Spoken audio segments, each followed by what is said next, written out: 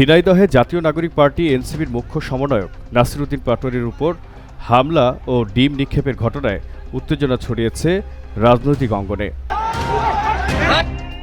হামলার পর মামলা নিতে পুলিশের গড়িমসির অভিযোগ তুলে সদর থানার সামনে অবস্থান নেন এনসিপি নেতাকর্মীরা। শুক্রবার দুপুরে জুমার নামাজ শেষে ঝিনাইদহ শহরের পুরাতন কালেক্টরেট জামে মসজিদের সামনে এই ঘটনা ঘটে। এতে নাসির উদ্দিন পাটোয়ারি সহ বৈষম্য বিরোধী ছাত্র আন্দোলন ও ছাত্রদলের অন্তত 5 সদস্য আহত হয়েছেন বলে জানা গেছে। ছাত্রদল, যুবদল, বিএনপি, পুলিশ একসাথে এই 4 বাহিনী মিলে হামলা করে। জনাব তারেক রহমানের দৃষ্টি আকর্ষণ করছি যে এই অবস্থা থেকে বাংলাদেশকে আপনি মুক্ত করুন।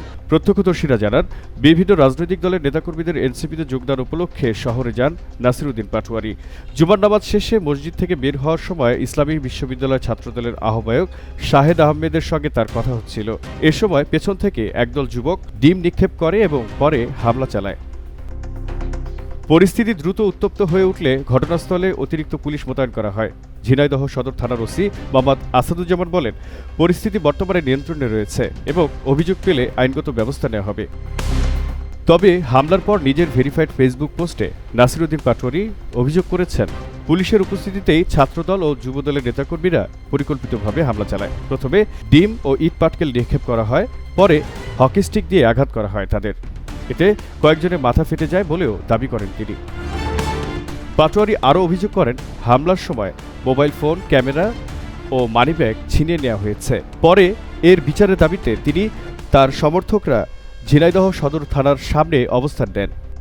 সন্ধ্যায় ফেসবুক পোস্টে তিনি লেখেন, বিচারের আশায় থানায় এসেছি, কিন্তু মামলা গ্রহণ করা হচ্ছে না।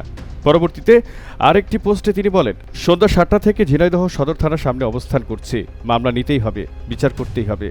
অন্যদিকে ছাত্রদলের সাধারণ সম্পাদক নাসির উদ্দিন পাল্টা অভিযোগ করে বলেন, নাসির উদ্দিন পাটোয়ারি ঝিনাইদহে গিয়েছিলেন মব তৈরির উদ্দেশ্যে। তার দাবি, সাধারণ মানুষ ক্ষোভ থেকে ডিম নিক্ষেপ করেছে।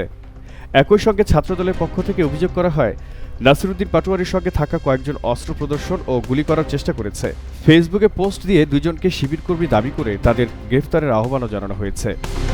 ঘটনাকে কেন্দ্র করে ঝিনাইদহে রাজনৈতিক উত্তেজনা বিরাজ করছে। পুলিশ বলছে, অভিযোগ পাওয়ার পর তদন্ত সাপেক্ষে প্রয়োজনীয় আইনগত ব্যবস্থা নেওয়া হবে।